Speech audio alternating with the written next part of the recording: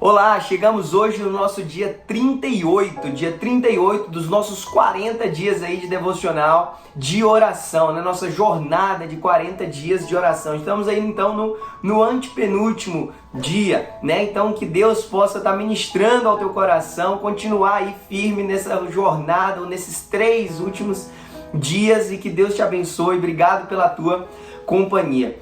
O nosso devocional hoje, o título dele é Suba a Torre de Vigia. Suba a Torre de Vigia. E de onde o autor e nós tiramos essa ideia? Ele tira de Abacuque, no capítulo 2, no verso 1, quando Abacuque diz: olha, eu irei subir a torre de vigia, eu irei assumir a minha posição de sentinela, de guarda. E nós já tratamos aqui nesse período dessa ideia do sentinela lá no Antigo Testamento, que era aquele soldado, aquele responsável que ficava ali na muralha, num local apropriado, onde ele, ou seja, nos muros que cercavam a cidade, numa torre, numa parte mais elevada do muro, e aquilo dava a ele, aquela pessoa, uma visão vantajosa, uma visão mais abrangente, uma visão mais ampla do que estava por vir. Se vinha algum mensageiro, se vinha algum exército inimigo, se estava se apresentando algum cenário, ele era aquela pessoa que tinha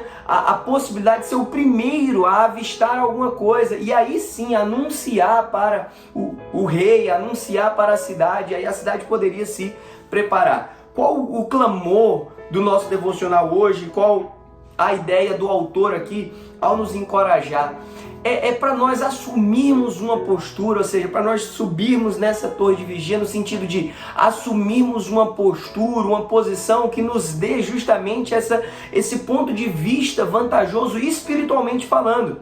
Que nós sejamos aqueles que conseguem enxergar além, que nós sejamos aqueles que conseguem enxergar primeiro, que a nossa visão espiritual, a partir da nossa vida de oração, possa nos dar essa visão mais ampla da realidade, ou essa visão clara da realidade espiritual por trás das coisas que são naturais. E só o Espírito Santo de Deus pode nos revelar as coisas sobrenaturais que estão por detrás das coisas naturais. Então nós precisamos assumir também essa postura. Não é só apenas orar, mas dizer: eu quero me posicionar nesse lugar, eu anseio essa visão, eu desejo ver isso.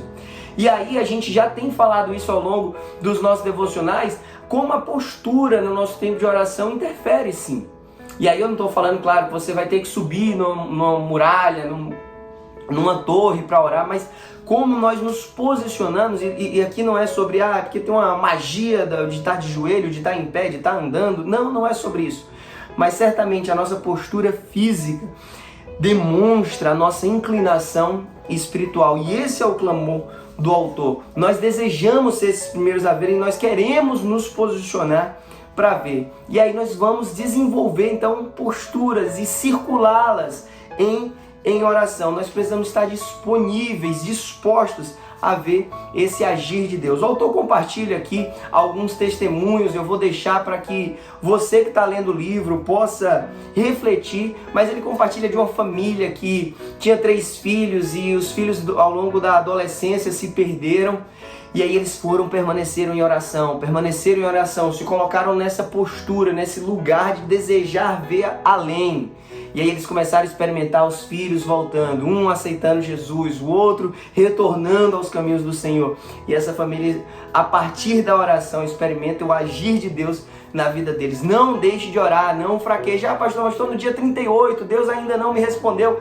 Mantenha a sua postura, suba nessa torre de vigia, não perde o foco, continua desejando olhar além. Deus irá te responder, continua circulando isso, continua se posicionando dessa forma. Se o Espírito Santo está te movendo a esse lugar de oração, se o Espírito Santo está tratando assuntos que você precisa orar, diga: Espírito Santo, agora eu vou me posicionar, eu vou tomar posse, eu vou me posicionar como quem está vigilante, como quem está nessa torre de vigia, como um sentinela. É isso que eu quero fazer, e dê passos de fé nessa direção, assuma a sua postura.